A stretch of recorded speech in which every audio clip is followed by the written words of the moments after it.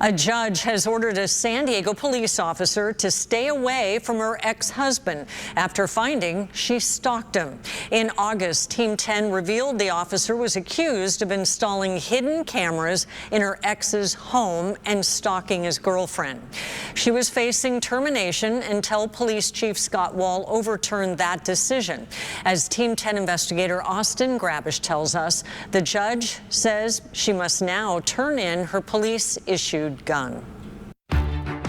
Did you install hidden cameras in your ex-husband's home? Officer Stephanie Cockrell didn't want to answer any of our questions as she left a heated hearing in August. Now, a judge has granted her ex-husband Tyler a restraining order. The two San Diego police officers divorced in 2021, but the judge made the decision this month after finding Stephanie was, quote, less credible. The judge's ruling says Stephanie engaged in stalking and harassment. The order requires the officer, who the department says has been working in an administrative capacity, to surrender her service weapon and to stay away from Tyler and his children. Tyler told Team 10 he's, quote, very happy the court was able to see through the lies and look at the evidence, adding it was unfortunate the department did not take her actions seriously. Law professor Sean Fields. It is interesting that a police officer was found to be less credible because it doesn't reflect well on her own professional capacity or on the police department in general. What message does the judge's decision send to the public? But what it tells the public is that nobody is immune from this. Court documents say that in addition to installing hidden cameras in her ex-husband's home, Stephanie also put tracking devices on his vehicle. In August, I revealed Stephanie was facing termination from the force for stalking, theft, and untruthfulness. But after becoming police chief last year, Scott Wall overturned her looming termination. He agreed with the commander's recommendation that Stephanie's alleged behavior and what was proven did not justify termination and reduced it to a reprimand. And it's not the officer's first time getting into hot water with the force.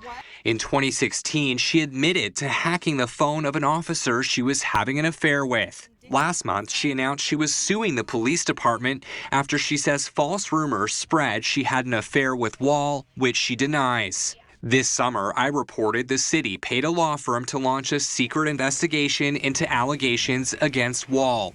The city has refused to say what triggered the investigation, but Stephanie says Internal Affairs interrogated her after an anonymous letter to the city council alleged she had an affair. I asked the police department for an interview with Wall so I could learn why he overturned Stephanie's termination. Spokeswoman Ashley Nichols sent a statement that said, quote, the San Diego Police Department is aware of the order which pertains to a family court proceeding. SDPD cannot provide further comment on personnel matters.